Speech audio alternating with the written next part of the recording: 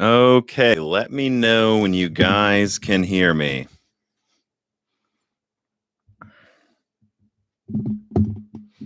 Only 3 minutes late.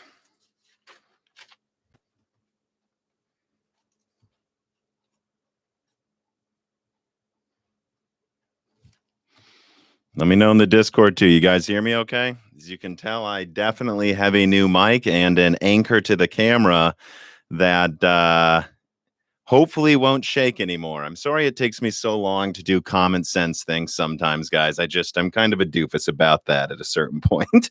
I should have gotten at least a better arm for my mic a long time ago.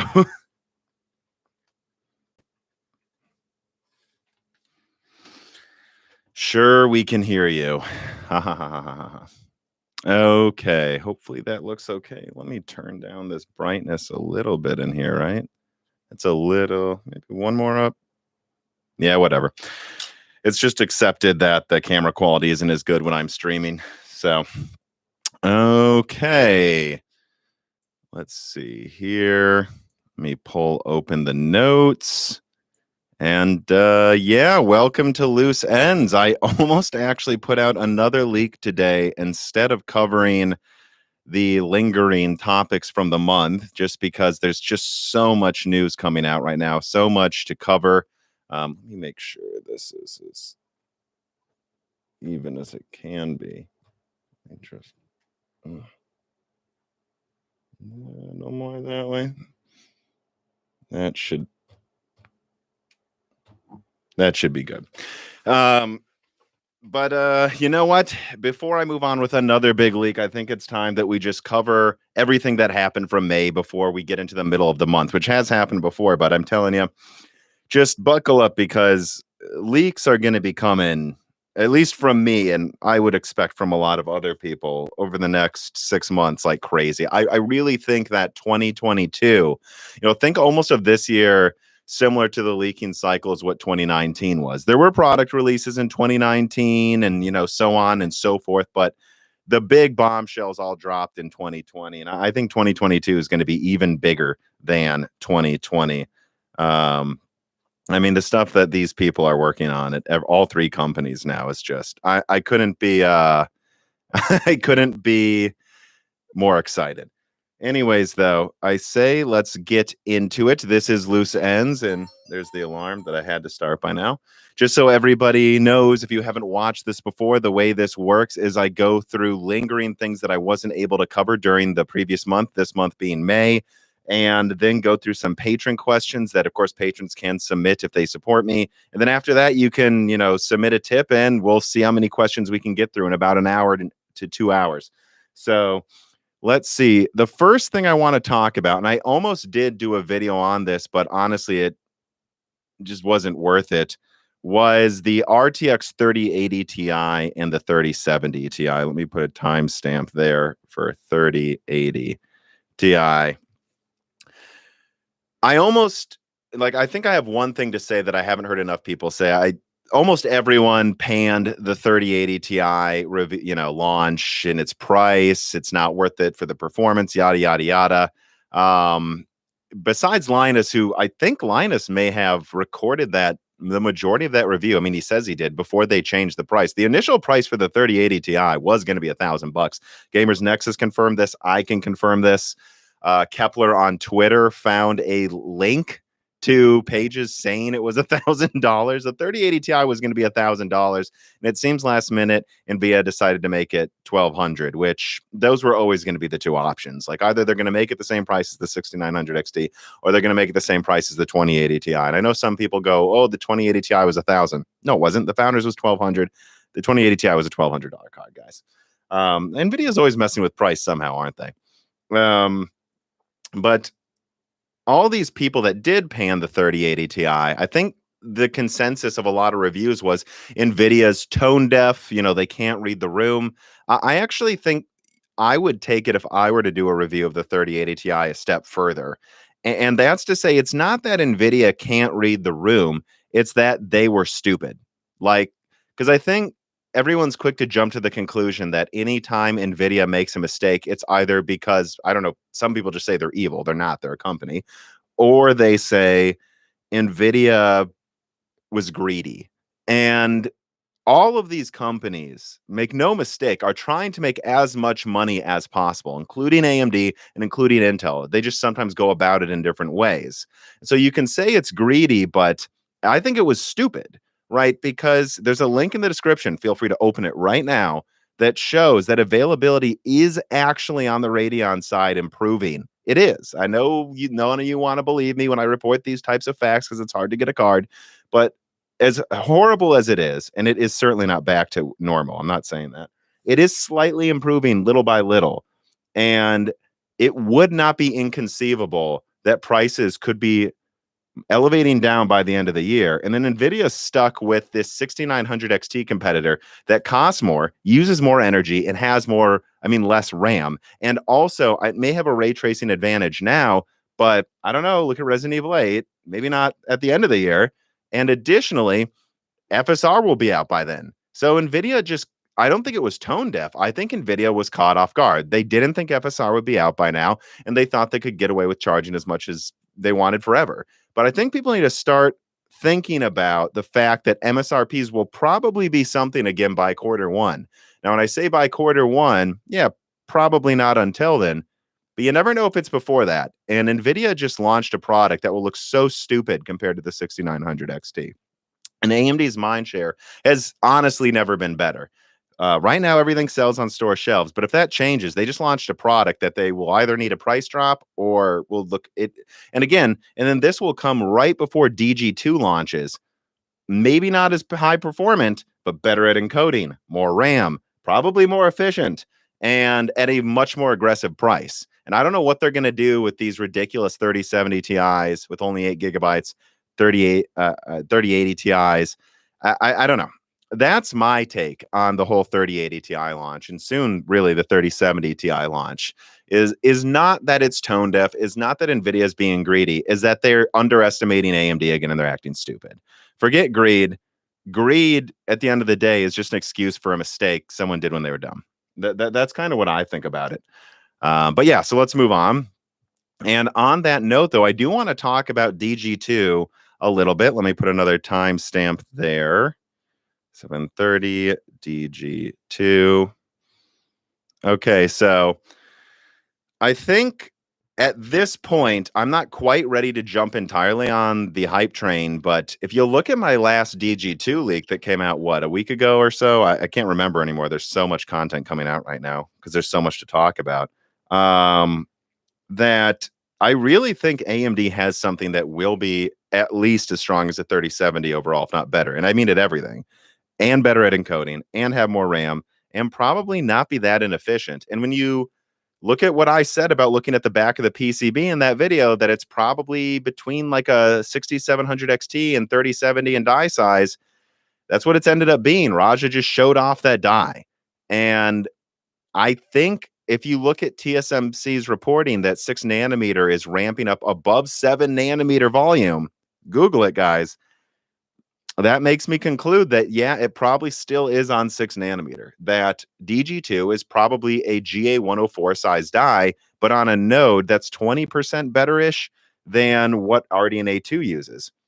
So it's not insane that it might actually be as good as a 3070 Ti while using less energy because it has a node advantage and it's about the same size and it's coming out later.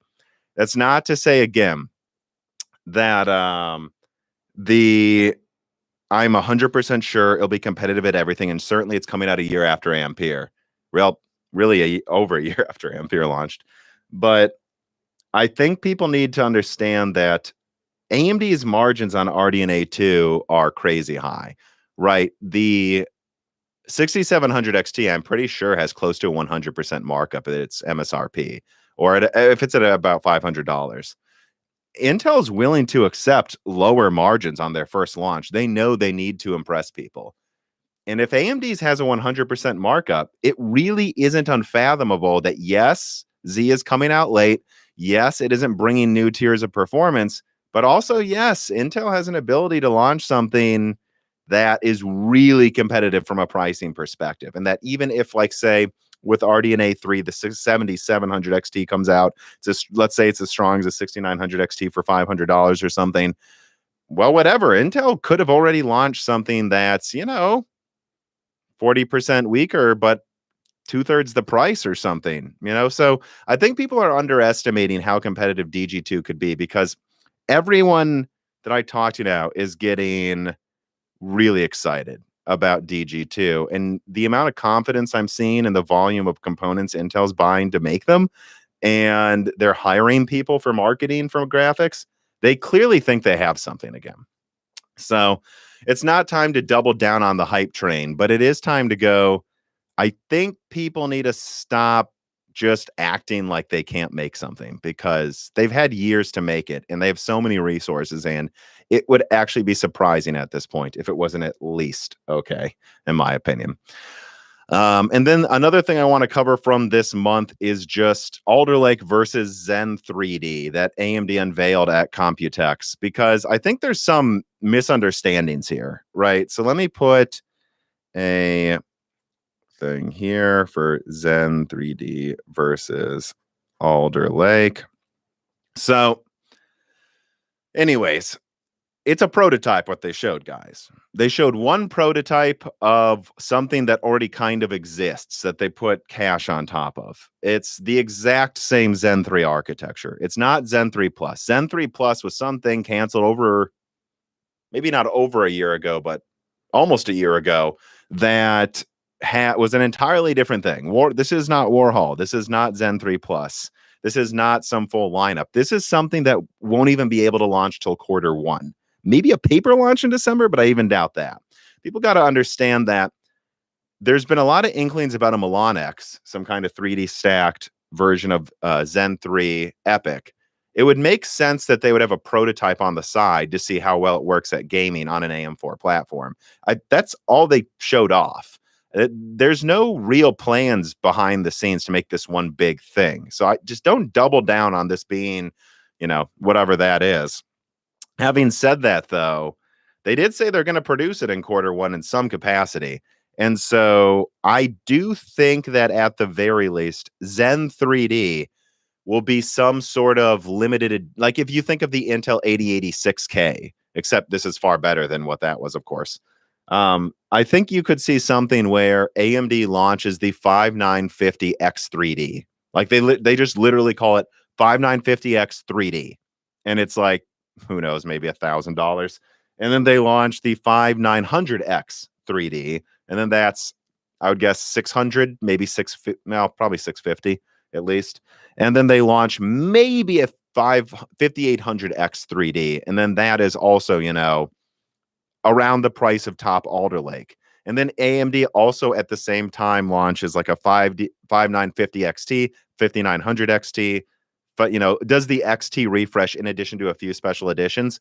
That's what I would suspect AMD's planning on doing if they're not threatened by Alder Lake, because they can launch a few Halo products that are really expensive, but margins on Zen 3 are already good, so they could get away with, not too much more price probably. And it's just so they can keep the gaming performance crown.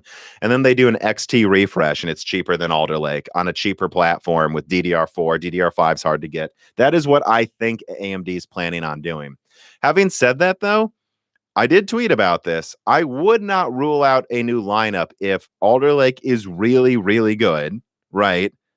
In higher volume than they expected. And then number 3, Zen 4 seems like it might be delayed to Q4 next year. If Zen 4 seems like it's a year away around the time Alder Lake launches and Alder Lake overperforms, that is when I could see AMD not doing an XT refresh, not calling it the 5950X3D, and then just launches one more 6000 series on AM4, with the top 2 SKUs being 3 V-Cache, or probably top 3 SKUs being V-Cache. And then like what you'd call it a 6700X, and effectively that's just an overclocked 5800X for less money, and so on and so forth down the product stack. I think that's something AMD's probably considering if Alder Lake is a big threat.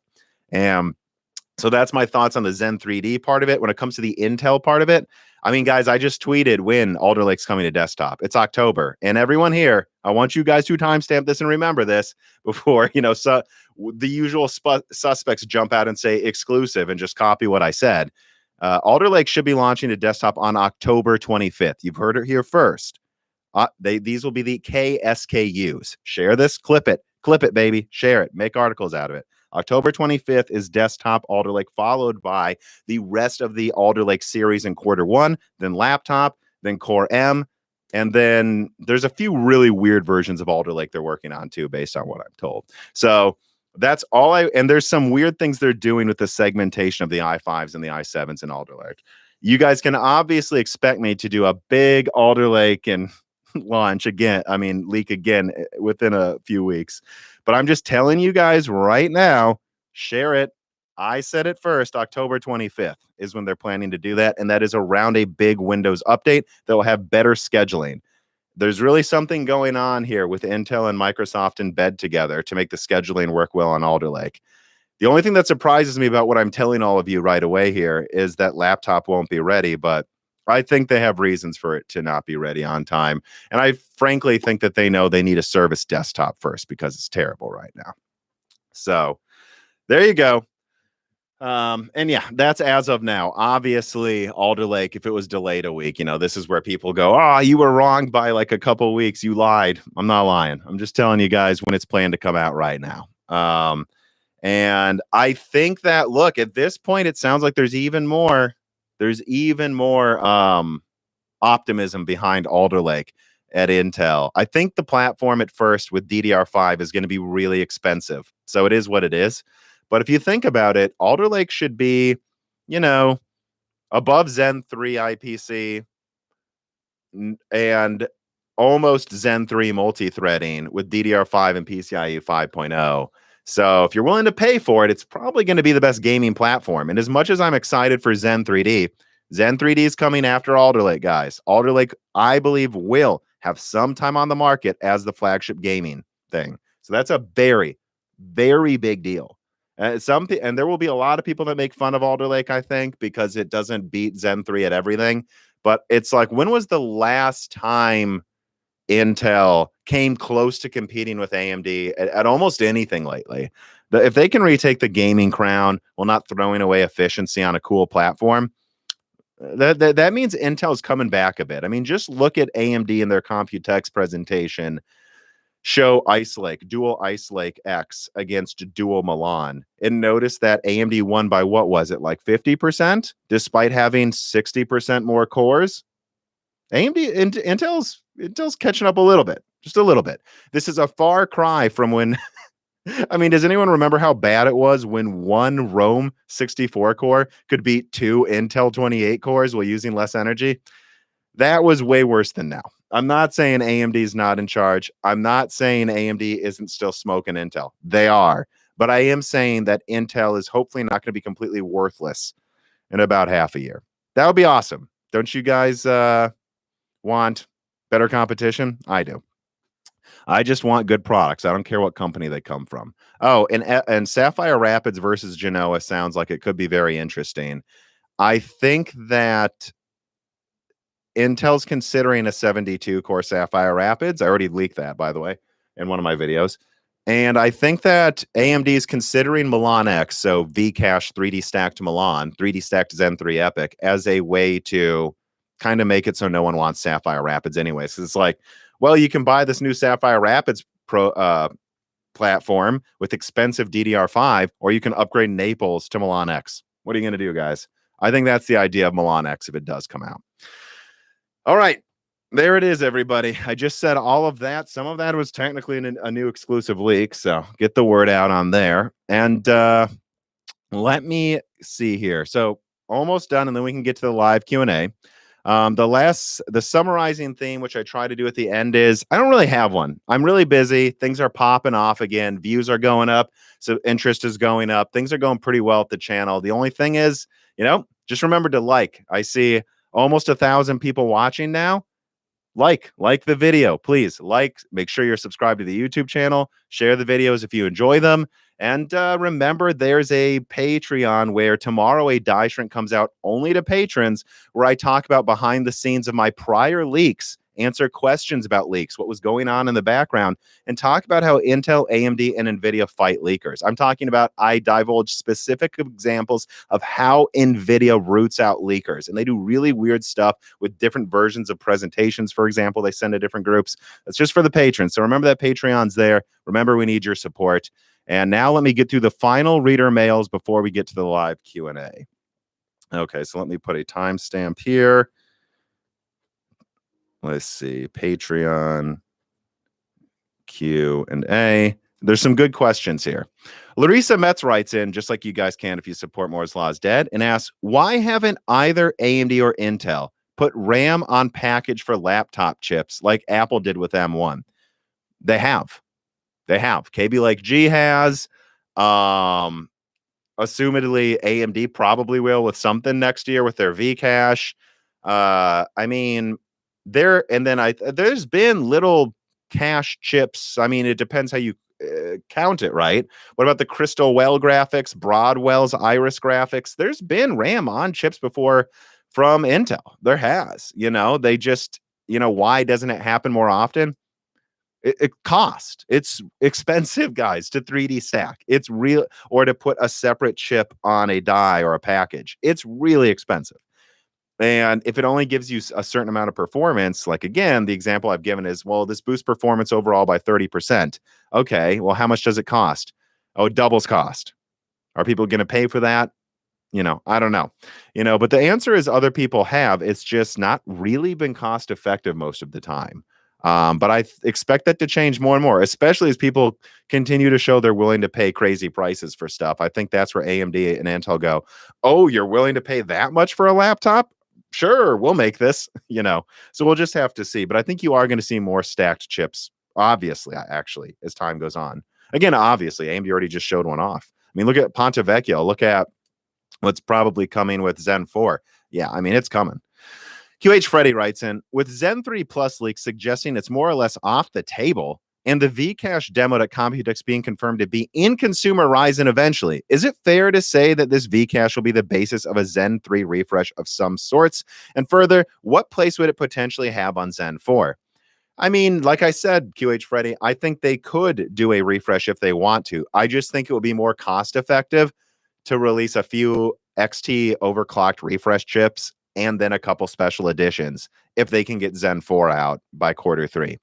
If Zen 4 doesn't come out till Q4 and Alder Lake's really good, well, then maybe I would just do a full new lineup on AM4 again, which I would find cool. Then I could upgrade from a Zen 2 to a Zen 3D. I would have never expected to be able to do that. But I mean, heck, Dan could upgrade from Zen Plus to Zen 3D. The upgrade path on AMD platforms is incredible.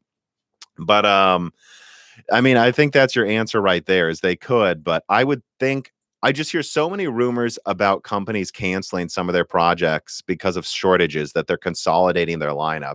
And so I would assume that AMD wouldn't do a full new line unless they really thought they should and could. I just think it makes more sense to just do a few special editions to keep the gaming crown, because it's temporary at the end of the day. Moving on. Andrew writes in, any knowledge on Zen 4 and 3D? The chip looks tall and I'm excited at the possibilities. What I would say right now, and I said this in my Zen 4 Raphael leak, is that obviously AM5 is built for some 3D stacking, and I know that there will be Zen 4 models. I just can't confirm it's like, I can't, like I said, in my Zen 4 leak from a couple leaks ago, I can't confirm like the whole lineup's 3D stacked. I know some Zen 4 is, and I said that in the leak. I know that that Genoa has 3D stacked models. And I mean, when you look at Executable Fix's leaked mock-up of the die, clearly they're planning a package for cooling 3D stacking, obviously, and allowing enough room for it, I should say, too. But I think it's premature to assume they'll just do an entire 3D stacked lineup, because that'd be expensive. I would almost think that they'll do what I kind of said they're going to do with the Zen 3D lineup, if they were to do that, where they have some Halo products that are 3D stacked and they don't put cache on the entire lineup yet, because I don't know how you're making a $200, chip with that type of memory on there. Especially consider 5 nanometers like 50% more expensive for a wafer. So I think it's more than that, like 60%. So I don't think they'd be able to. I don't know that it would make sense to do that. The other thing I would say, though, is for the models in Zen 4 that did have cache stacked on top of it, I would expect a bigger performance boost than what they showed for Zen 3. I've had a few people reach out to me about Zen 3D and say that you shouldn't assume that that giant cache on Zen 3D will give you a 15% boost in every scenario. Anyone notice that the game they showed off was an older game with at 200 frames per second? I mean, if this was Intel and Intel's like, our new lineup lets you go from 180 frames per second to 200 frames, everyone would be making fun of Intel and going, oh, I bet it doesn't help anything at lower frame rates. Why is no one being critical of AMD anymore? So that's the only thing I'm saying, is that Zen 3 was not built from the ground up for 3D stacking. So it probably won't benefit as much in the pipeline by having that giant cache. Zen 4 is probably built from the ground up to benefit more from the cache. And I would expect big IPC increases, or whatever you want to call it, on single threaded in gaming on a Zen 4 with extra cache. Far greater of an enhancement than what Zen 3 has. But if Zen 3 just has a bonus 10% boost and it lets them keep the gaming crown, why not release a special edition? Again, that's how I see Zen 3D. Actually, let me write that down as a timestamp, huh? I think that's a very good point. What time are we at there? Okay. Fatboy Disru writes in, how excited are you about FSR? Very. What implications would this have for laptop longevity? A lot of them, particularly in conjunction with Radeon Chill. And given Z's performance likely stacks up against the 3070, how much can Intel benefit from FSR? A lot. I mean, I'm excited for FSR. I just think that a lot of people are missing the point of it, right? Like, I think too many people are going, oh, FSR doesn't have the same image quality as native 4K. And it's like, yeah, but it also has a massive performance boost on everything. That's the point of FSR. Performance boost while having good enough image quality. The point is not to let you run 4K, you know, with the ultra quality of DLSS. That's like what, a 20 to 40% boost if you use the highest DLSS quality settings. And then, but it makes it look better than native. You know, that's not the point of FSR. The point of FSR is, like, think of it this way. We know there's like 3 settings for FSR, and one of them triples frame rates in 4K. Triples. So if that looks not as good as 4K, but that setting looks better than 1440p, that's better performance than if you turned it down to 1440p.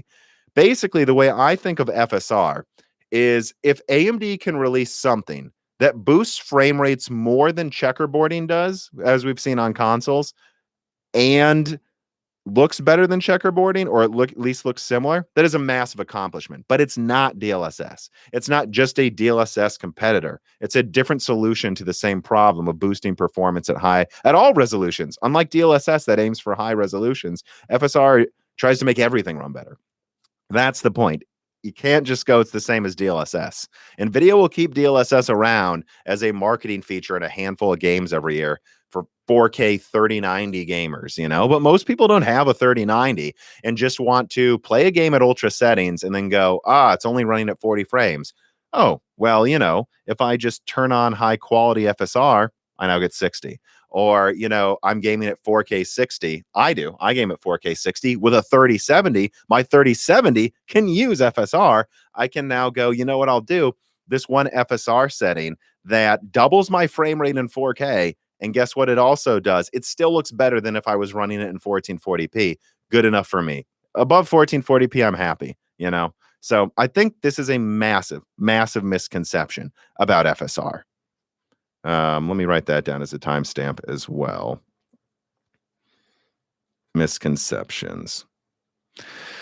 Feeling good today. Clean Sweep writes in, how much pressure do you think Nvidia is going to be under to get FSR integrated into and optimized for their drivers? The 1060 AMD used in their demos obviously a shot across the bow. But since Nvidia kept G-Sync monitors live for years before adopting FreeSync in their own stuff, it seems like they might just push DLSS more for a while instead of integrating FSR. That's kind of what I expect out of Nvidia, but it'll put them in a very delicate and exposed position, because if they really double down on just DLSS and AMD gets FSR working well enough, which we'll have to see in reviews, guys. Again, let's not just assume it's perfect. I'm just saying I hear good things about FSR. then Nvidia is going to look kind of silly if people like FSR more. So I guess we'll just have to see how much optimization Nvidia has to do on it. The biggest downside will be if RDNA 3, as I've heard, really does accelerate FSR with hardware acceleration, and Nvidia has no answer to that. Because if FSR did become like a standard and every game had FSR, you're going to see a huge problem for Nvidia if instead of getting triple the frame rates with RDNA 3 using low quality FSR, you get quadruple, 5 times.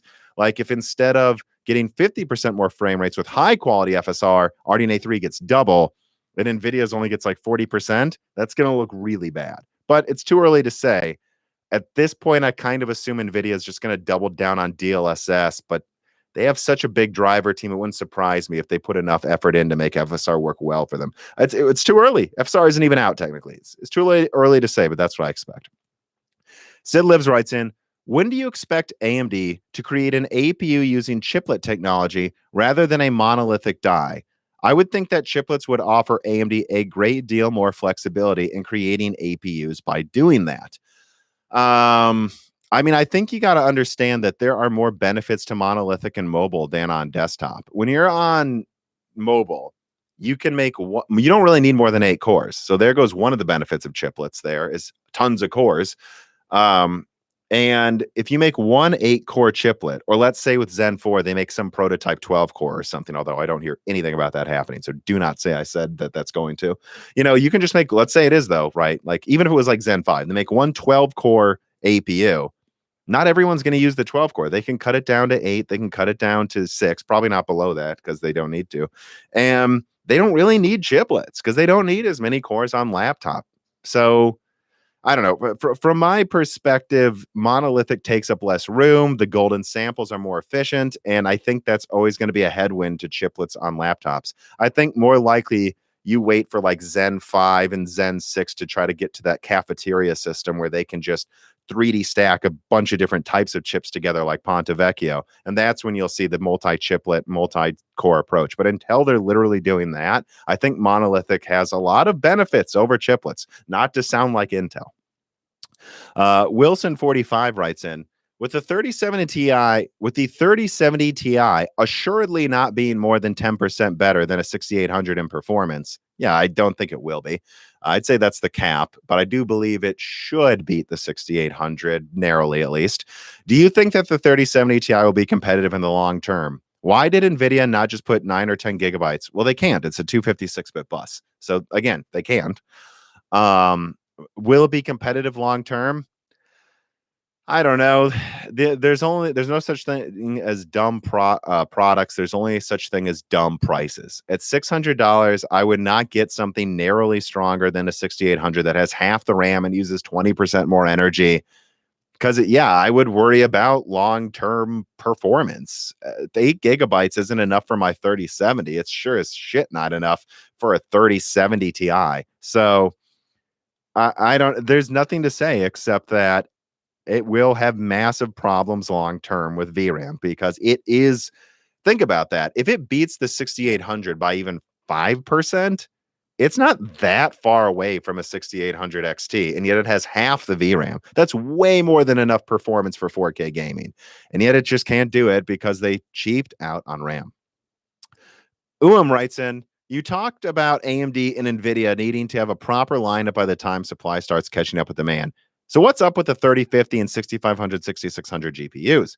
6600 XT might come out very soon on desktop, but the rest I haven't heard anything about. 3050s are on laptops, I guess, but I'm talking about desktop.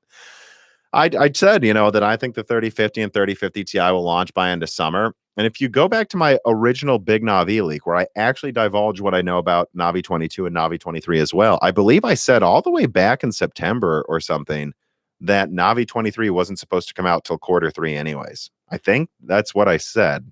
And if I remember right. So at the end of the day, when you ask me about where's Navi 23, I'd say it wasn't ever going to come this soon. It's laptop first, then desktop. And it doesn't even really make sense to launch right now when you can sell super marked up Navi 22, in my opinion, because I think that card really only makes sense at $300 without being panned in a similar way the 3070 Ti will be. So That's what I think. It really is a 1080p gaming card, but like, it might be stronger than 5700 XT in 1080p before it loses performance in 1440p relatively. So, but so it's like, well, then you really shouldn't price it as much as the 5700, should you? You know, I would say it should be $300, and there's no room for a $300 card in this market when you can sell more expensive ones. Amiable Chief writes in and says, Tom, why is it so hard for many folks to grasp a simple concept? Not buying something is also a viable option. I don't know. I think a lot of people buy things for two reasons that I can understand. They need it right now. Then what are you going to do? You need it right now. Or number two, life is short and they figure I'm stuck inside right now. Probably not anymore, but they were during the winter. And so they buckled and bought something. Not to mention you can sell your old cards, which is a big factor for a lot of people. So I think that's one thing, but I don't know. I think also this is a hobby and some people just accept that they're overpaying and they don't care because it's a hobby. And if as long as you say that, that's fine. I just get annoyed when people try to justify it like it makes sense. It's like, just admit it. You're a hobby. You're overpaying. Just also keep in mind that the more you do that, the more this will become a milked market. Just keep that in mind. The more you guys do that, more milking comes. It's just going to keep coming. They just want to know how much they can charge. If you pay it, they'll raise it again. That's all that happens. Okay. So that is the reader questions from Patreon. The live Q&A starts right now, so start putting in those tipped questions and I'll get to as many as I can. I know there was already one. Oh, come on, where is it? DeAndre Answorth writes in, just became a patron. I love the content. Give this to Dan for me, though. I believe Dan is paid quite well. We will, a proportion of what he makes does come out of the Patreon fund, though, so it is going to Dan to a certain degree.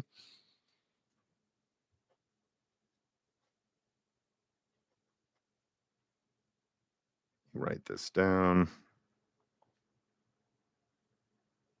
Start of live Q&A. And I understand that there's a lag time here, and hearing me announce this is the start of the live Q&A. Let me see here. Not seeing any vanilla or chocolate ice cream from Netlux TV. Thank you for the tip. Chocolate all the way. I love chocolate. Chocolate everything. I like chocolate. I rarely like vanilla.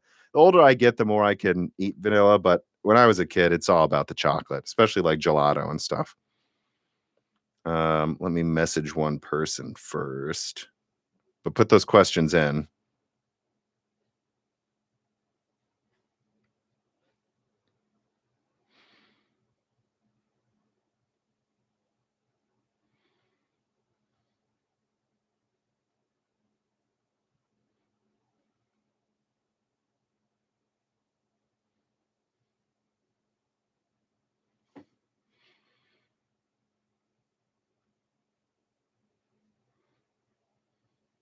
Okay. All right. We have a question here from Eddie R. Meteor Lake versus Zen 4. Well, Zen 4 comes out next to Raptor Lake. So Meteor Lake, I would expect, should be better because it's going to come out at least a year later. Planned to be on Intel's own 7-nanometer EUV, which should be a bit better. Again, if it works, we'll have to wait for Intel to prove that, than TSMC's 5-nanometer. It's really almost comparable to like TSMC's 4-nanometer, I believe, is like, and remember, TSMC's 4-nanometer versus their 5-nanometer is comparing TSMC's 6 to 7. It's really like a 5-nanometer class node that has like 20% more density. But as of now, I expect more out of Meteor Lake. But Meteor Lake comes out later, so is that really a surprise?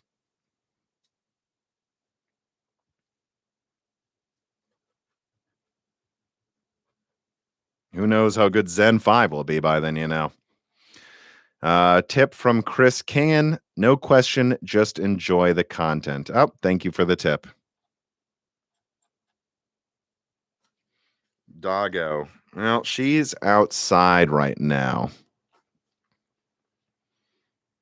But I will let her in eventually, maybe. Not gonna lie, all these Intel code names are giving me a headache. Yeah, we'll see. Eventually, when I get the green light, I can do maybe a leak on all of these things coming out over the next 5 years or so, and then maybe I can. I'm just going to warn you guys again, though. From the sounds of it, Intel's code names are only going to get more confusing. So just you don't know it, but you're actually living in the easy times of understanding Intel code names right now. It will be the max shrink. Well, they're all marketing terms. So, I mean, theoretically, some would say it would be 1 nanometer, but, is that really going to be 1 nanometer?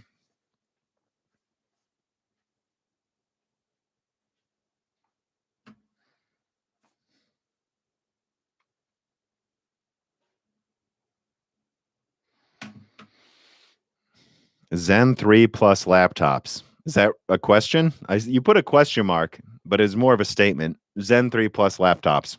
Yes? I don't know. What do you want me to say besides that?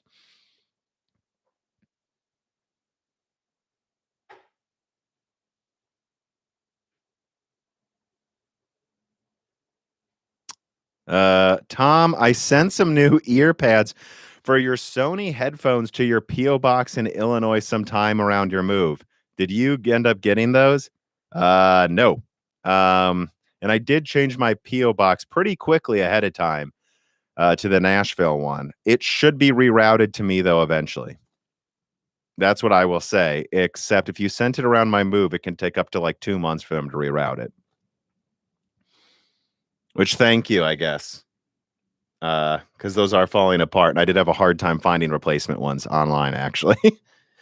Hi, Tom. Do you feel Samsung's Foundry gets a bad reputation as they seem to have faster path to gate all around and price more reasonably than TSMC? Well, you say they price more reasonably than TSMC, but their yields are crap for the first couple years that they get to a node. I think Samsung's Foundry gets a bad reputation because it's not as good as TSMC. Like, what do you want me to say? It's not. It's not as good as TSMC. And that doesn't mean they're bad, though. Thank God they're there to compete with TSMC, and they're spending more, but so is TSMC. I don't see Samsung as being a bad reputation, really, though, just not at the same level. I think Nvidia is just quick to throw people under the bus when something isn't perfect, and they threw Samsung under the bus. No surprise. That's what I would say.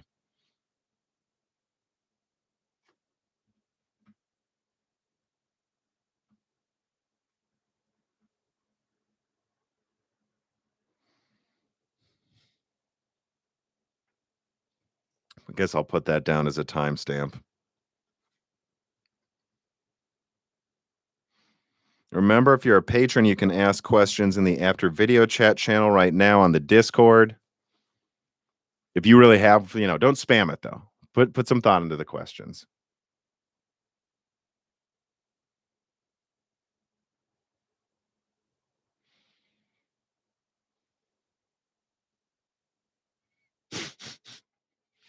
Ace666 says, Tom, you should ask Mr. Guest about Zen 3D in regards to Milan X. I imagine the huge cache would be insanely good for an in-memory database, and RAM data can be stored in cache. I know SAP HANA only runs on Intel, but I wonder what the implications of cache plus slower DRAM would be for him. Yeah, that's a good question. I'll remember to ask him that, actually. Let me put that down. We are still, of course, in contact. Where's... I'll write that down. Ask, won't say his name.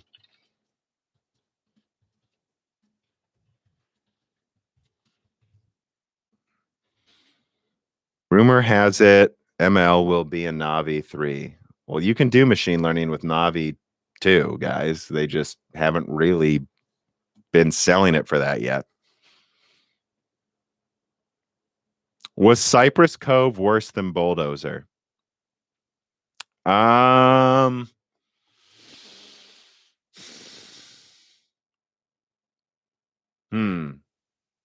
No, Bulldozer's the worst. That's my opinion.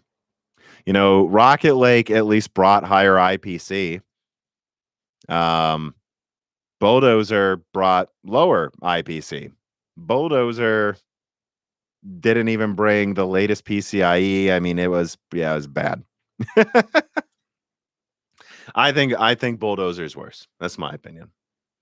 Do you have any news on FSR for PS5? I mean, they'll support it. Nothing besides that. I wouldn't expect it to be in a bunch of games right away, though.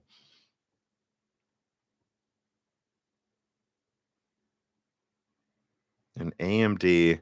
Is there any chance we'll see an AMD PS5 laptop with 16 gigabytes?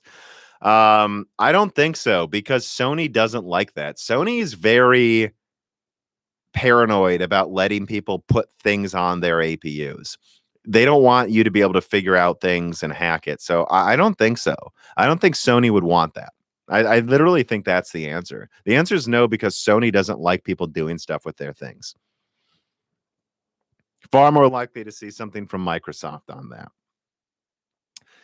Juju Juzu writes in, do you have any examples of how designing a CPU for large 3D stacked L3 cache can help IPC?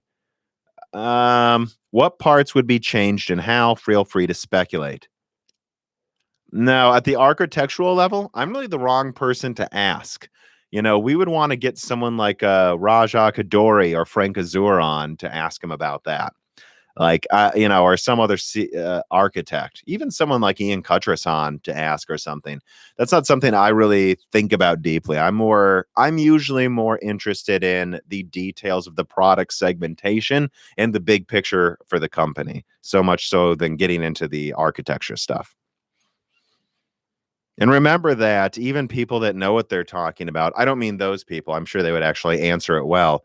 I mean, like people that try to get into the nitty gritty of cache and stuff. A lot of people didn't think Zen 2 would be that good. And it did. They just made it work. So I think it'd be, I mean, the short answer really is designing a CPU for 3D stacked cache would have massively higher performance improvements versus one that didn't. It really is. I know it sounds like a dumb answer and an obvious one, but that really is how simple it is.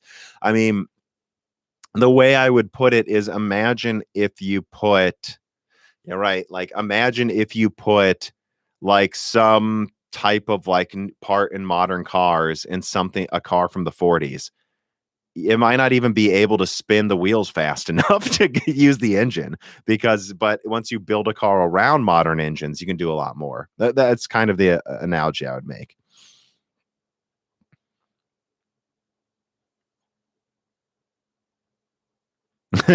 Zach Miklos writes in, any update on your AMD versus Microsoft story that you've been working on? Not really. I don't really think that I'm going to run with that story anytime soon. So don't hold your breath for that. I am trying to dig up some type of behind the scenes stuff between PlayStation and Xbox, but nothing's come to me that's as interesting as talking about Alder Lake or other things yet. So I have really nothing to say about that.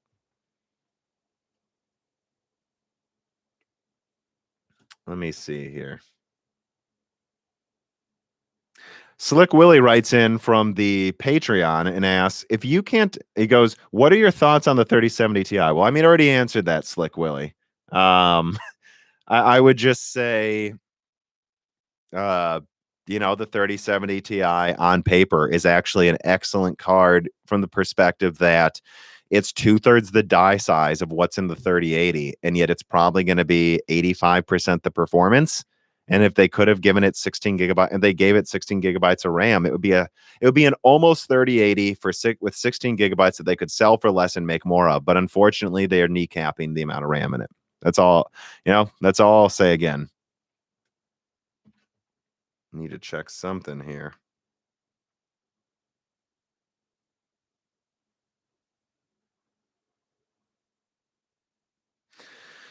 Okay, let's see. Any questions?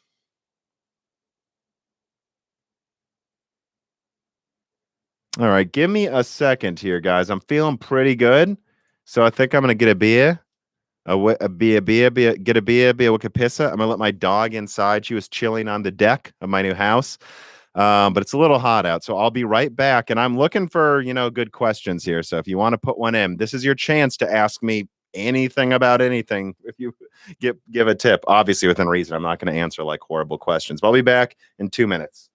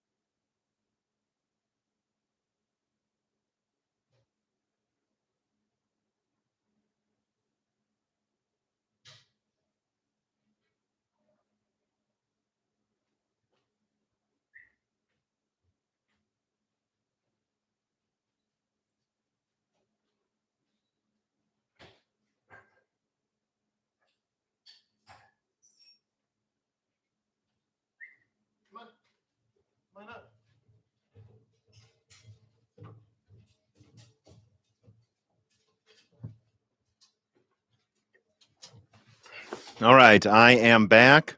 Remember to hit the like button. Hopefully, there's some good questions here now.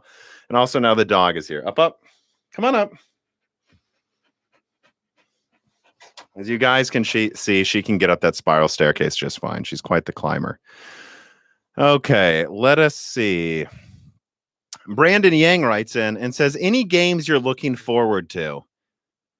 I mean, that Metal Gear Solid remake, though I'm still not sure when it's coming out. By far, that's the game I'm looking forward to the most. Games with a release date? I don't know, right? I'm trying to think what it would be. I mean, obviously Horizon looks good, but I always kind of like shooters a little more. Um, I've been playing a lot of Deep Rock Galactic and Battlefield 6. Easy answer. There it is. That's what I'm most excited for. I am so ready for a modern Battlefield with like photorealistic graphics on PC, most likely that, you know, I'm ready for a new Battlefield. And it just seems like every other Battlefield or every few Battlefields, DICE kind of screws one up a little bit, and then they have all this pressure on them, and then they make an amazing one like Battlefield 3 and 4, like Battlefield 1, and I think Battlefield 6, which sounds like it's a 128 player semi-future. So, year 2020, well, I guess it's already 2020, isn't it? It's so weird, isn't it? It's already 2020. Year like 2030 type of thing is what I think the new Battlefield will be. And assuming they actually make a good mag like command tree system, so it's not just chaos, I think that it's going to be awesome. And I'd say by far that's the game I'm looking forward to most. I would say again something like Elden Ring or like a Bloodborne remaster coming to everybody, but I don't know when those are coming out. So, it's hard to say. It's hard to say.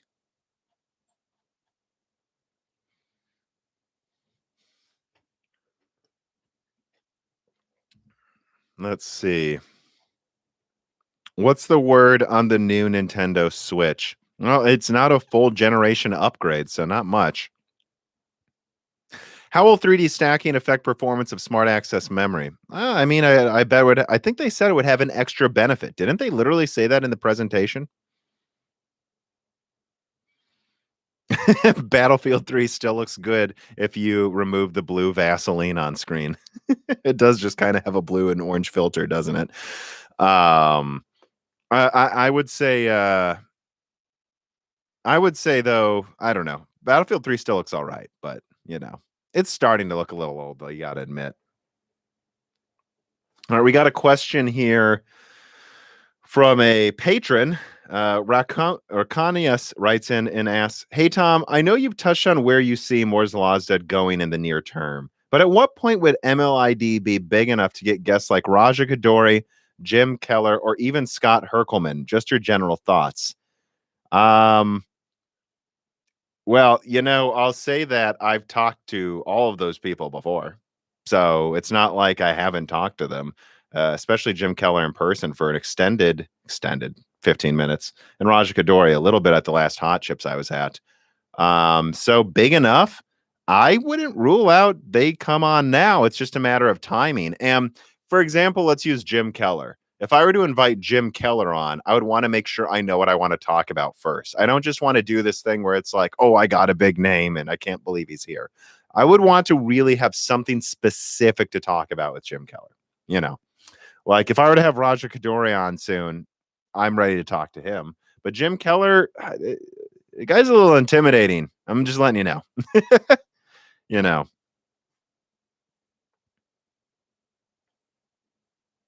But yeah, I mean, and it's not always about, I mean, I got hardware unboxed on 2019, so it's not always about how big you are. It's about making sure it makes sense to have that person on at the time. Also, let's be honest, like I didn't ask a lot of the bigger people on early in the channel because I wanted to get better at interviewing.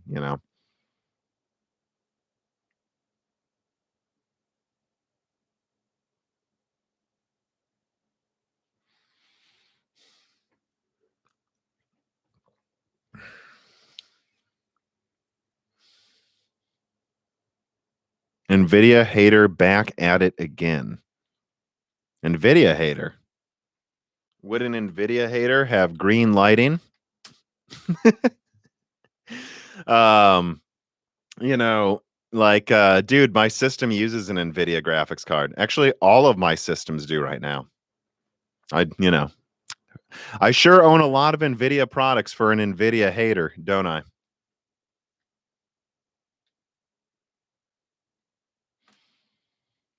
Is FSR just TV upscaling? No, I think it's more than that.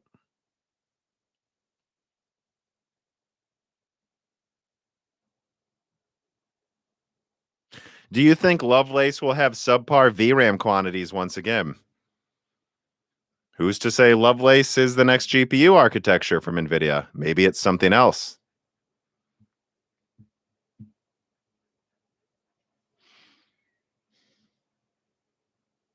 Will I get NX Gamer back in when more games come out towards the end of the year?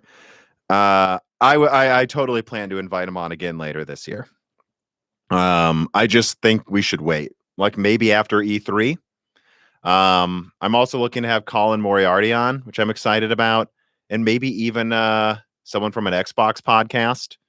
But I want the console people after E3, so it makes sense. But yeah, I definitely want an X Gamer on again. I really actually, I mean, it sounds a little corny, but I cherish the conversations with NX Gamer. The guy is like really fun to talk to, and he really does know a lot.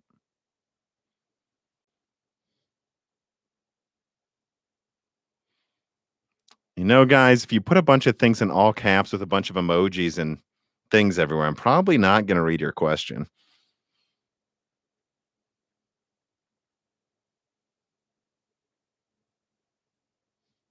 No, I don't have a preferred Linux distro setup. Remember to hit the like button, people. Let's get some good questions in here. I'm not seeing.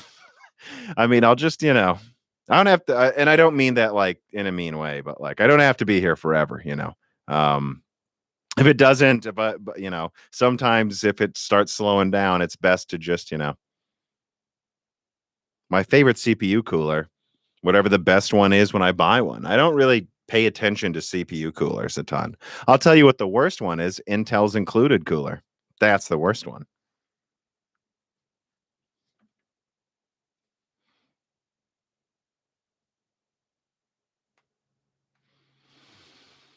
Is Nvidia looking to enter the CPU market? I suspect so. It's too early to say, but I suspect so.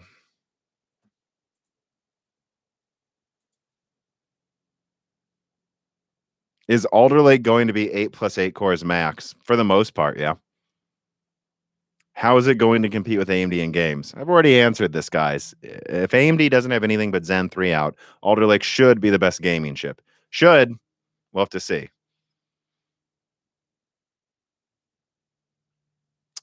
I have not looked into Hot Chips too much yet. Have they confirmed it's in person? I know that sounds dumb for me to ask, but I've just been so busy.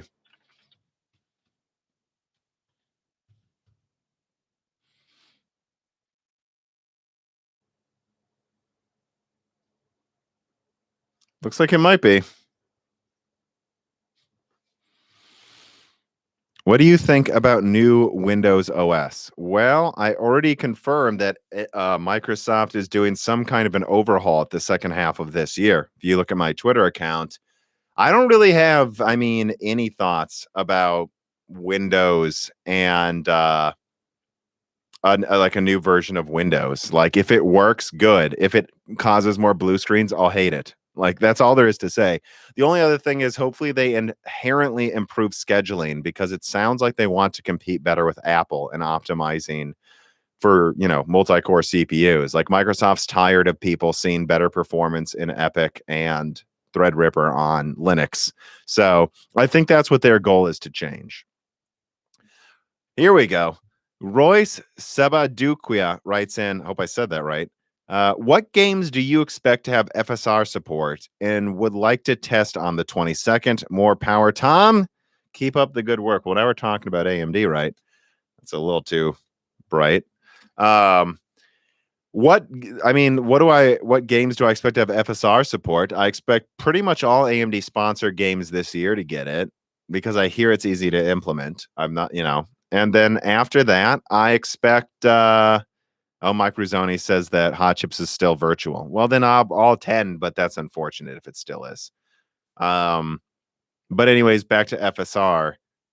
What games do you expect to support it? Again, all AMD sponsored games this year.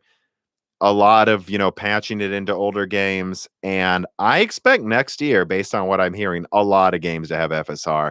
I'm not going to put a number on it yet, though. I don't, let's not put a number on it yet because it's early. Again, I think a lot of people assume things out of DLSS, and that was a nothing burger for 2 years. So let's not just assume everything will get it. But I think long term, AMD's got a big advantage with FSR versus DLSS. I just wouldn't double down on any specific numbers. Hi, Tom. Do you think Elden Ring will be at E3?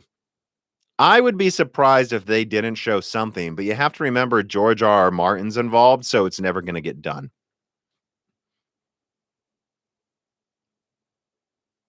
How much will DDR5 cost over DDR4? A lot. And more than you probably expect, based on what I'm told.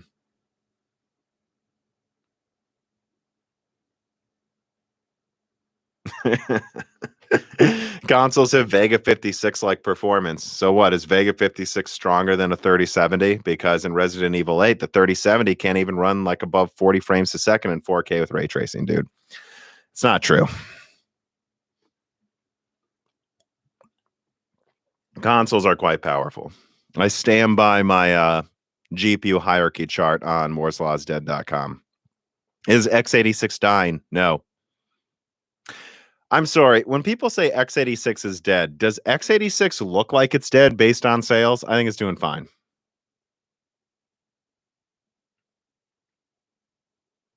Trying to ask some specific questions here, guys. Like just going Raptor Lake good. I mean, come on. No offense. Come on. I'm going to go to the Patreon questions then. Jimmy writes in, does FSR require any trading ahead of time?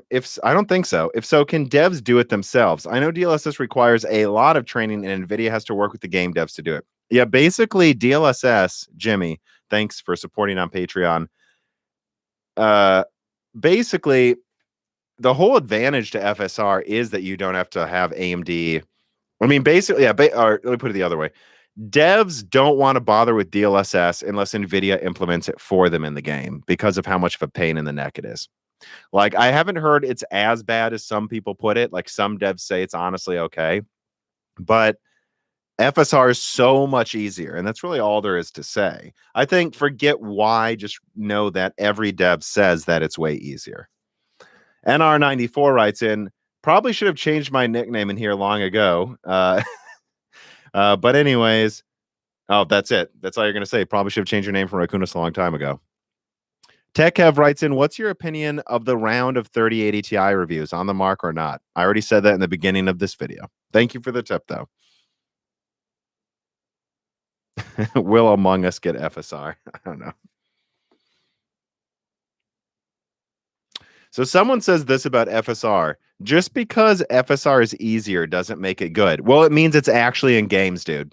So I would say in games is better than nothing. DLSS, let me see this.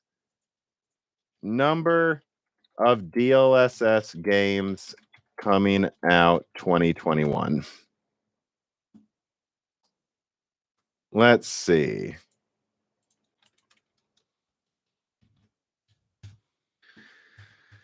Come on.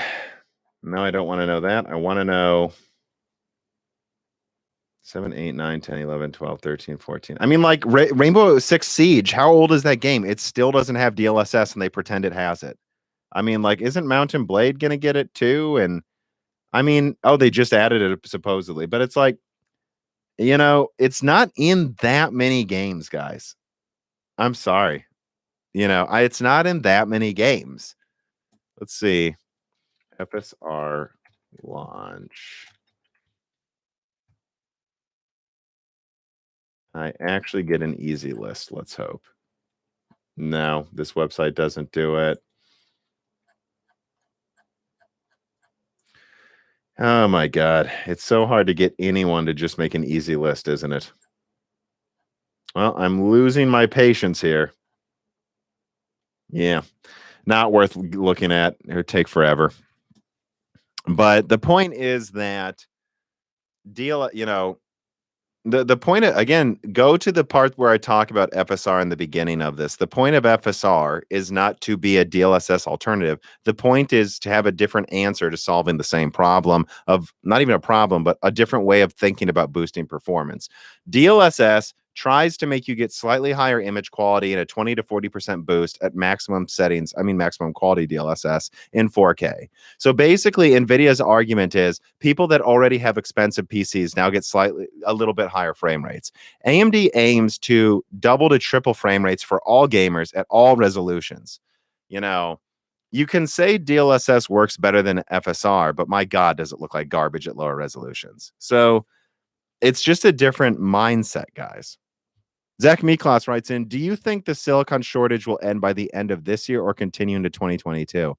I think that the demand for silicon is here to stay. I think that things will be getting better by early 2022.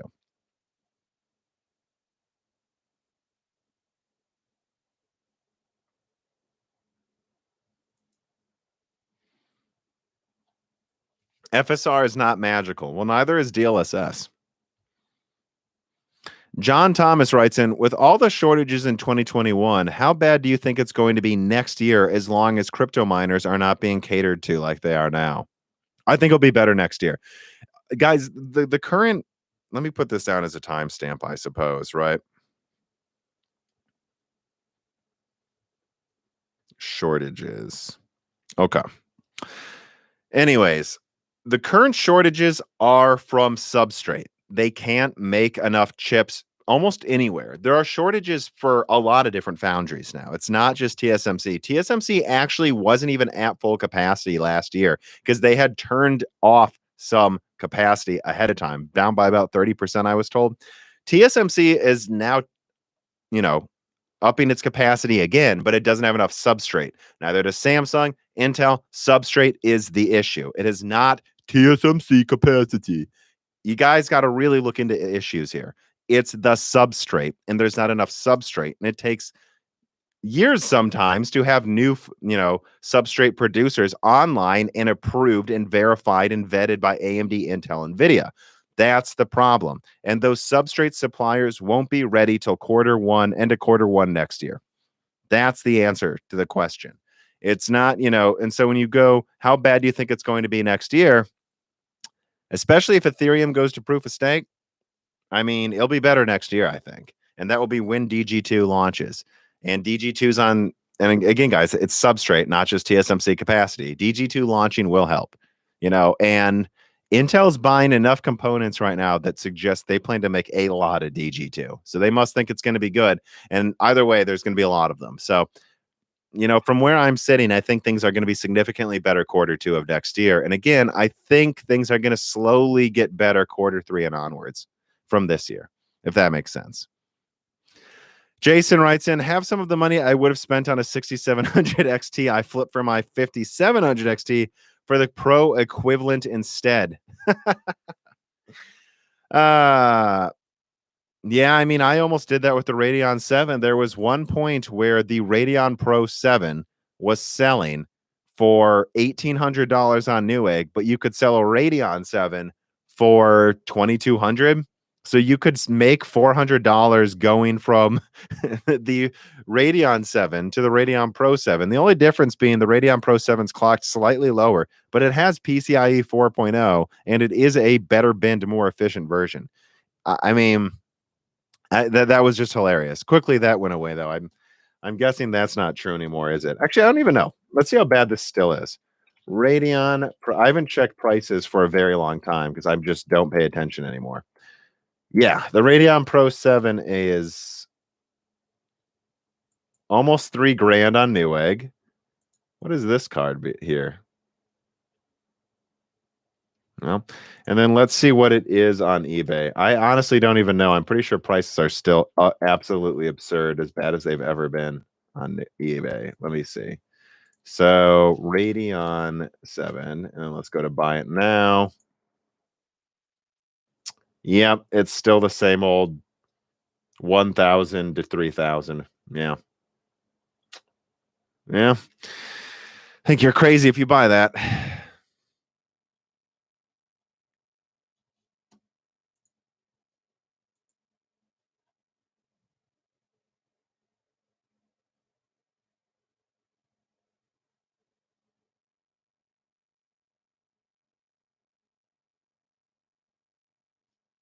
Oh, I got a message from Tim.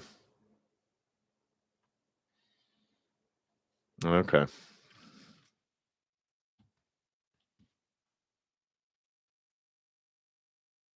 And from Hardware Unboxed. Let me go back to you guys, though.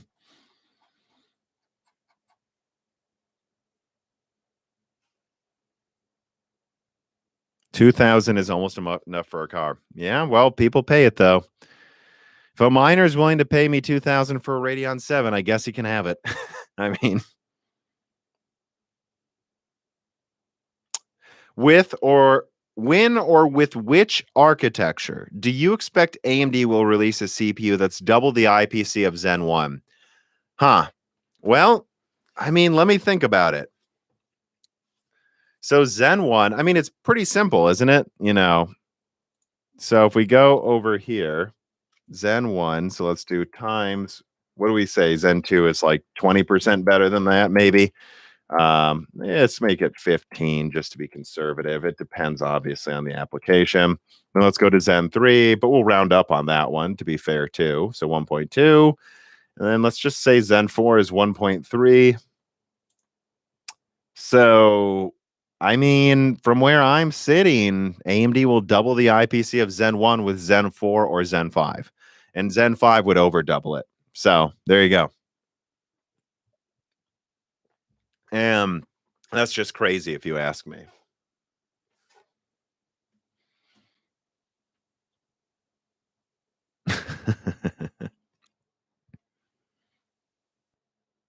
Yeah, I'm not commenting on where cryptocurrency prices are going, people.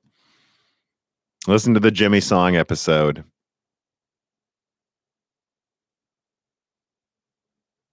Does DG2 have any AIB support? Yes, it'll have some.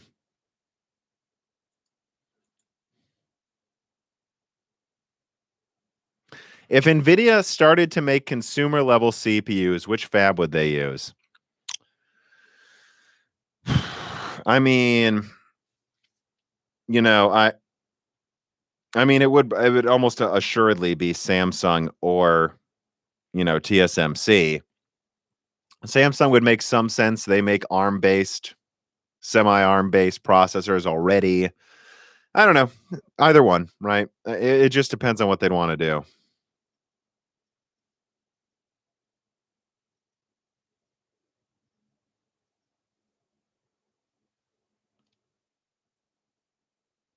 When will servers be built with more HBM? I mean, again, you have to remember though, DDR5's coming out, it's like more HBM. When will they use tons of HBM? I mean, Sapphire Rapids is going to use HBM. So does that what you mean? HBM's expensive. You don't want to use it for everything. And in fact, I hear a lot of server people talking about Optane and CXL and how they kind of just want more tiers of storage instead of just a bunch of HBM. Would Nvidia open their own fabs in the future? I doubt it. There's a lot of benefits to being fabless.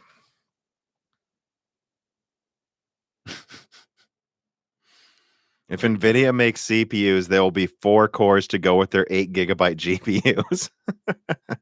I don't think so. I think they go for much more than that, but it's a funny joke.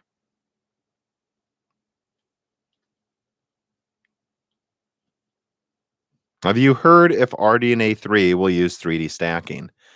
I mean, it can if they wanted to. You guys got to remember 3D stacking is expensive. They could do 3D stacking right now. Right now. It's up to if they think it's worth the money for the performance. Will RDNA 3 be built with 3D stacking in mind? I think a little too early to say, but there's evidence it could be.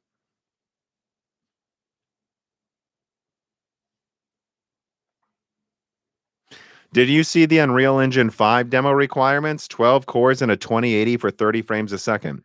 I know, and yet there are people saying the consoles are as weak as a 2060, which is absurd.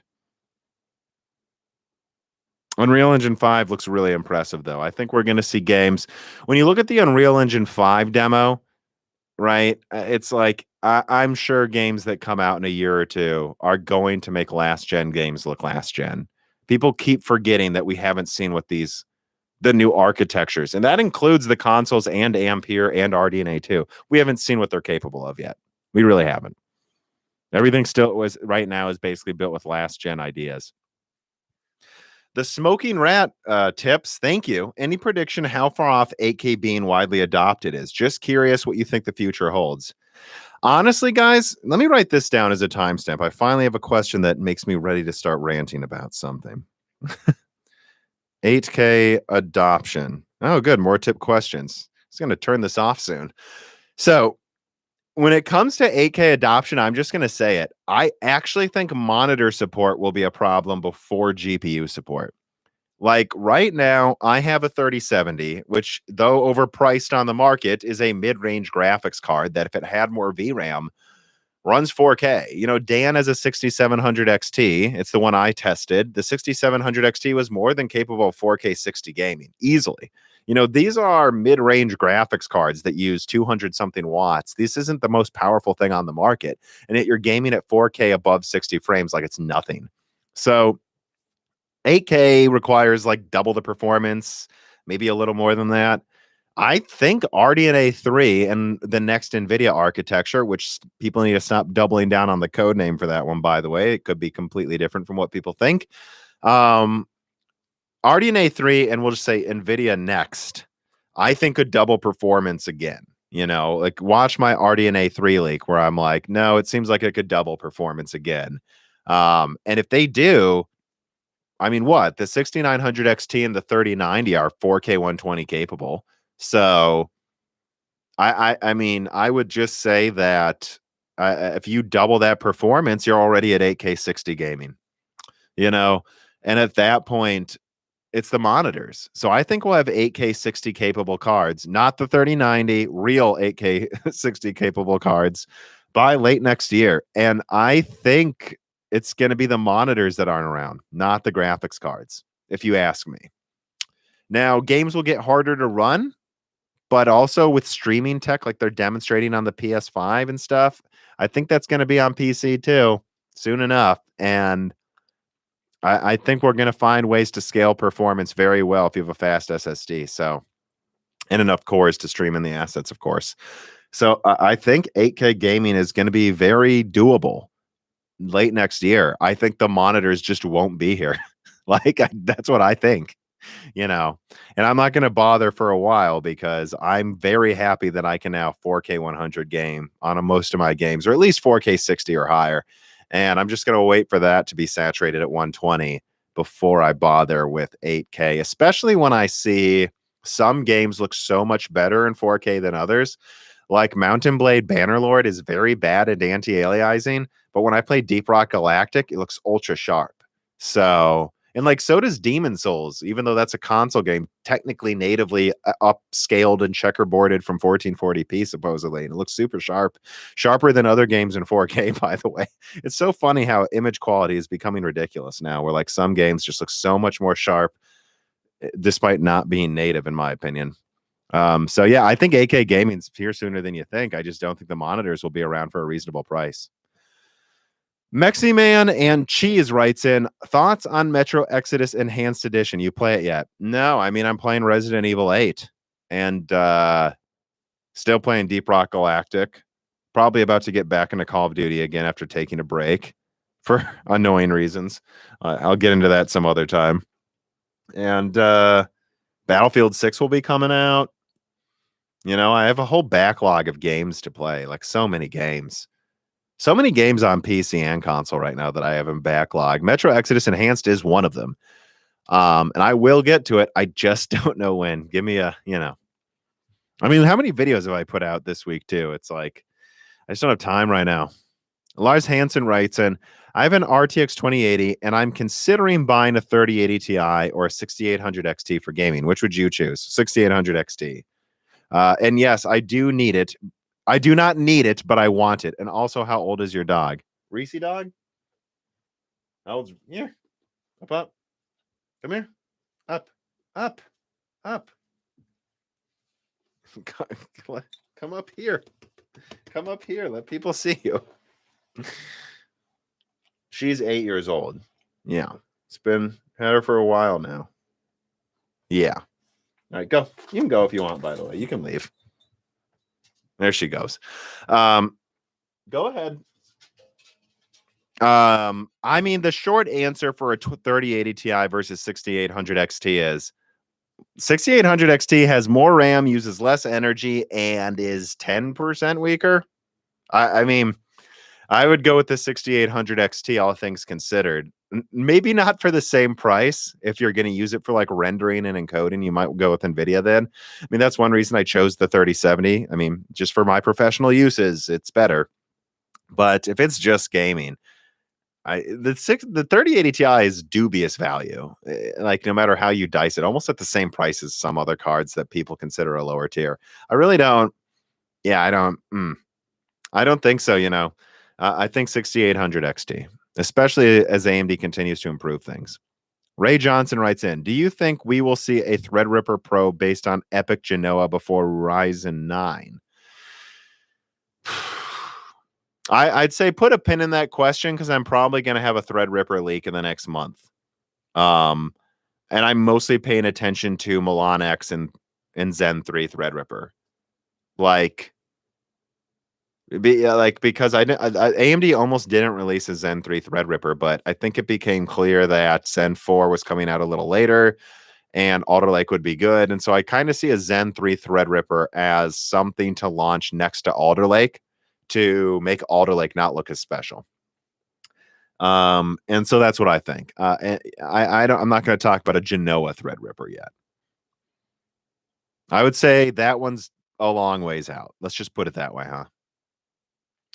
Genvero 1G1 writes in, how much more expensive is GDR6X than HBM2 on a Radeon 7? I don't know if it's more expensive. GDR6X is like $6 a gigabyte.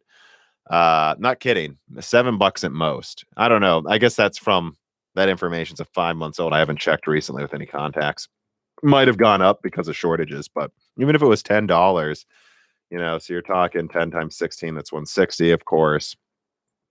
HBM is probably, times, I'd still say with all the packaging, HBM's probably like 30-50% more expensive and then requires better cooling. Kind of. Actually, GDR6X gets really hot. I'm not sure that's true anymore either. But let me see. And it doesn't have higher bandwidth than HBM2 either. The Radeon 7 has a terabyte more bandwidth than a 3090, dude.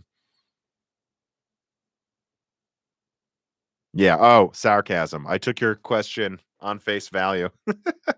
I didn't see that there.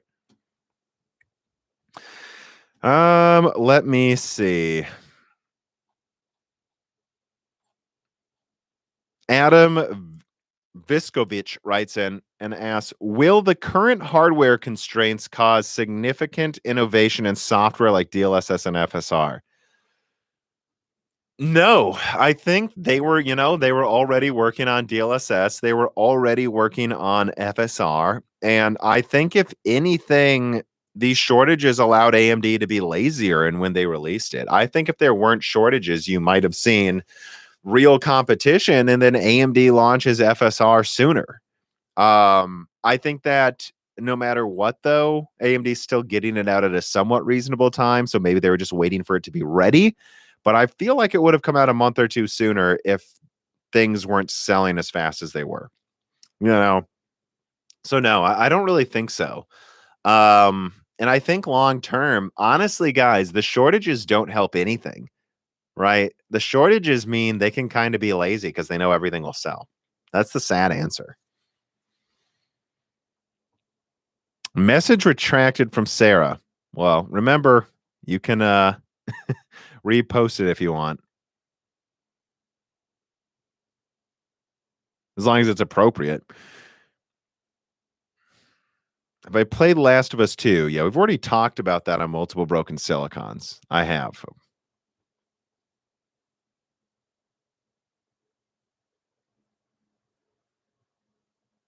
Do I watch sports? I really don't. Hmm. Will DG2 have full one API support? And that is, just to make sure I remember correctly, Intel. Yeah. One API is what I'll say is one API is going to be a very, very big initiative from Intel. So let me make that my answer. That multiple people have told me that don't ignore one API. One API is a very big thing for Intel to challenge a lot of standards, and that don't sleep on how much of Intel strategy is around that. Sarah Beelan writes in, do you think AMD marketing is improving? People seem to like their Computex keynote. Well, I mean, let me put a timestamp for this. I do want to talk about this. AMD marketing. I mean, let me answer your question with another question. Which Computex presentation, Nvidia's, Intel's, or AMD's, was better marketing? Tell me in the comments here in the chat. Which one was better marketing? I think everyone's going to say AMD. I think even an Nvidia fanboy would have to admit that AMD's marketing is so obviously better than it was I mean any time before. I'm sorry, AMD's marketing in the past year has been so much better than what it's been before that it's obvious it's getting better. And it gives me a lot of hope because I think half of the reason FreeSync failed is they failed to support and market it correctly. The problem with FreeSync was they just were like, it's free G-Sync, and then kind of fucked off and walked away. You know, free isn't always better. Not everyone wants free. People want the best. And FreeSync could have been marketed as a better thing if they would have put that little bit of extra effort into giving FreeSync its own features, talking about how the monitors are thinner. That, like, Samsung and LG had to do that for AMD. Like, we use FreeSync because it's thinner and we like thin monitors. AMD didn't do themselves any favors with FreeSync. They basically expected it to win by default, and you don't win by default against Nvidia. You don't win by default. So that's what gives me a lot of hope with FSR, because I think FSR is undoubtedly the better strategy. And as long as they make it work okay and market it right, I think it's going to be very successful. You know, so that's what I'll say about that. I mean, yeah, look at AMD's conference. It was so much better than before.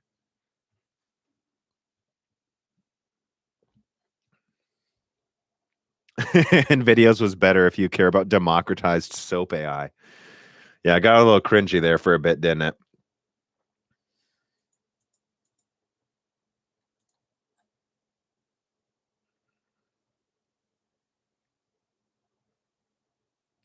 Sentius writes in, we've heard many rumors about the Switch Pro's release date, price, and specs, but we've also seen NVIDIA recently buying up a large number of Tegra chips. What SoC do you expect to do power?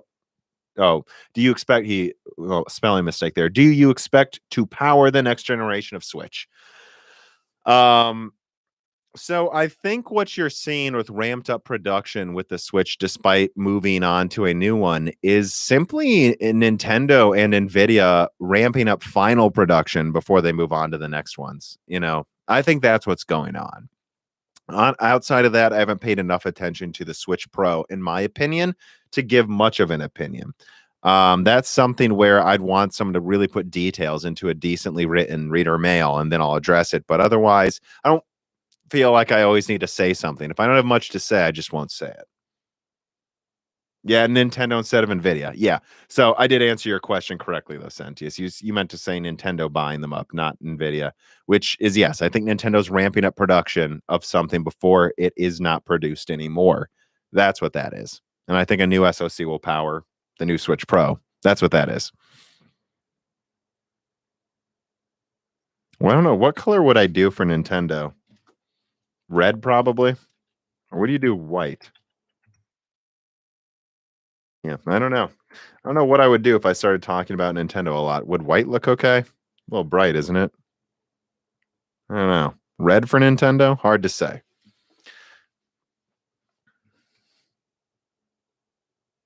All right.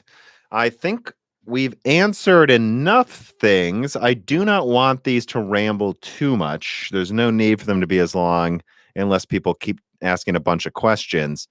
Um, I'll say last call for questions here in the last 5 to 10 minutes. So get them in now if you're watching live.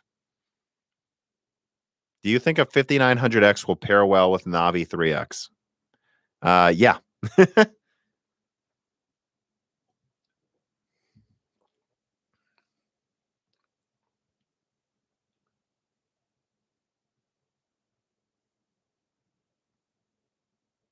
Can you please tell us the GTA 6 release date? I said something about the GTA 6 release date a few months ago, if I remember correctly. I think what I said is that it's not coming soon. So that's really all I can say.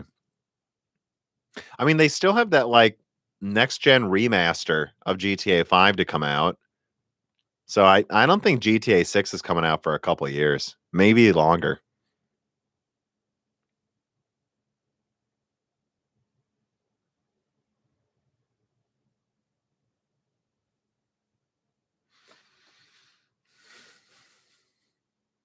Do you think a time will come when GPUs are obtainable? Yes. Quarter 2 next year is when it should be semi back to normal.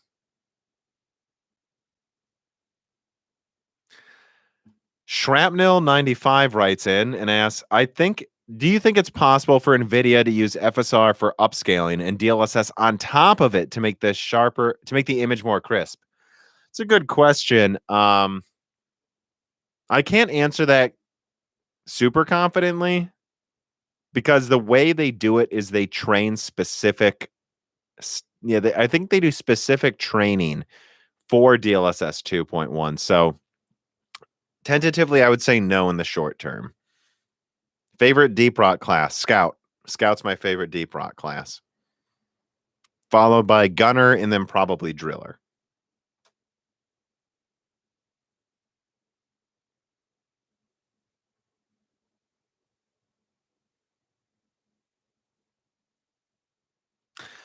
Are 3D TV monitors ever coming back? I don't know. Is Alder Lake going to match M1 performance? Yeah. But M1 uses very little energy, but M1's on 5 nanometer, guys. It's apples to oranges comparison, M1 to Alder Lake. Denvero 1G1 writes in, how much more should the Radeon 7 have costed above the 3080 Ti, basically brand new node competing with Apple 16? How much more should the Radeon 7 have costed above the 3080 Ti? Well, should it have cost more? So I don't really understand that question.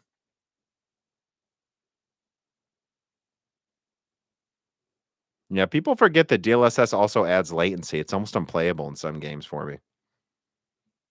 Joe to Shag writes in, do you have any thoughts on NVIDIA HPC SDK versus one API? No, except that Intel wants to make one API the standard and, kind of put NVIDIA's HPC SDK out. That's what I would say. That is Intel's plan.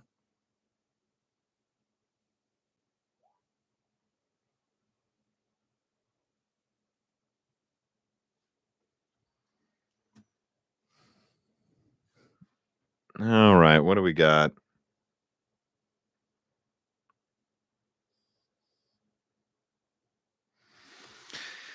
All right, guys, last call. Any last questions?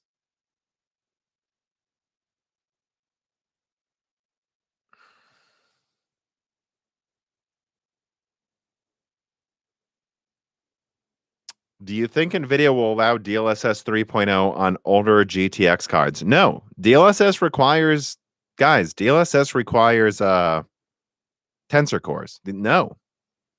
Remember, DLSS was kind of them figuring out what to use tensor cores for when it comes to gaming. Matthew Johnson, what are your thoughts on the U.S. Senate bill that approves $52 billion in support for American semiconductor companies? I mean, I would just say the onus should be on making sure we have fabs here. But this is national security at this point. So, that's what that will de facto do. So I don't really have a big opinion to say besides that it is a matter of national security. If you think about Europe, they should be pretty worried that they have to rely on American semiconductor companies to make stuff in Taiwan. That's like a lot of, weaknesses there. Like Europe really should look into making their own fabs. Amon 80s writes in, hopefully my RX 580 can run AAA games at higher frame rates with FSR. Well, it will run them at higher frame rates. It'll be lower quality though for most of them. Is it really viable for the US to have fabs? Of course. You said that Zen 3 won't be quad channel. I assume you mean Zen 4?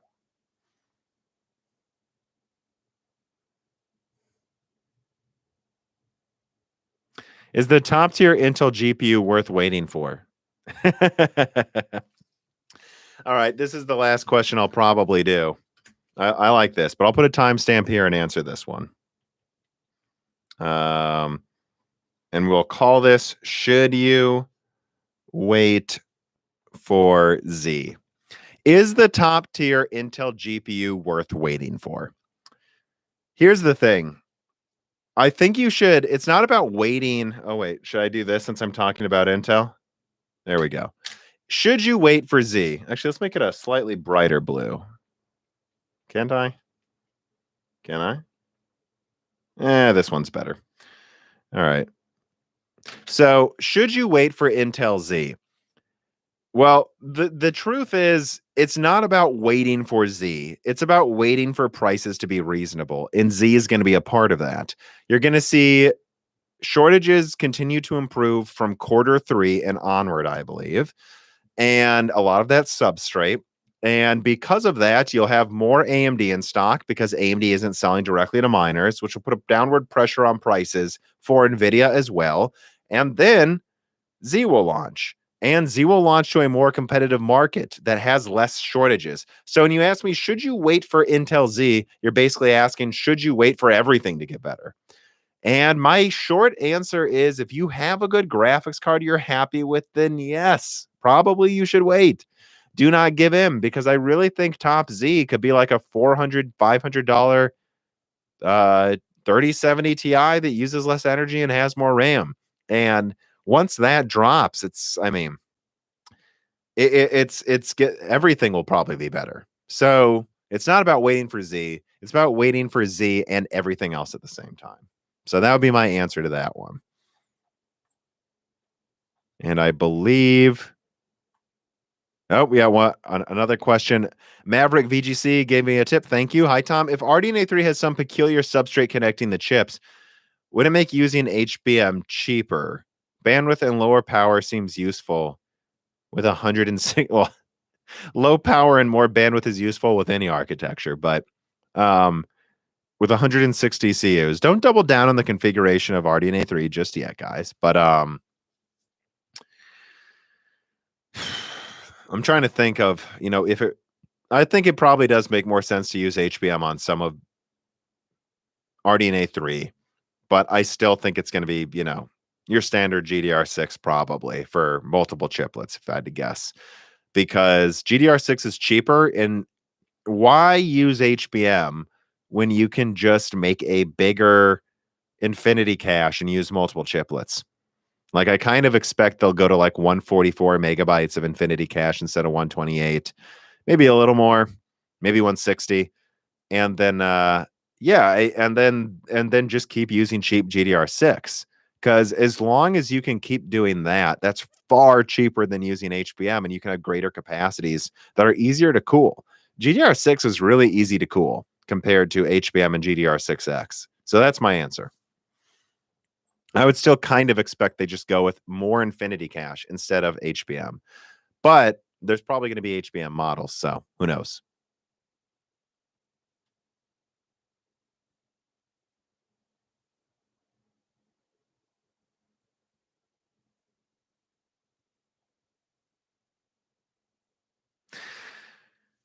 Okay, that's going to do it. I think that's the end of this loose ends. We've gone long enough. I think I've answered enough questions, especially for the prior month. I really want to thank everyone for watching. Remember to share. Remember, everyone watching, if you're enjoying this, like it. There's, more people watching than have liked it. Remember to like it. Remember to share it. Remember, you could have asked free questions the whole time if you support me on Patreon. And tomorrow, a new die shrink comes out about behind the scenes of leaks, how Nvidia fights people, how Intel fights leaks, how AMD fights leaks. Stories about what went on behind Adored TV's Zen 2 leak, what went on behind the scenes of my Ampere leak, how I know that people, how I know of recent examples of how Nvidia and Intel have tried to suss out who leakers are. That's there for patrons if you want to support us. So just remember that, if you have the extra money, you get all that content. And have a great weekend, everybody. Thanks for watching.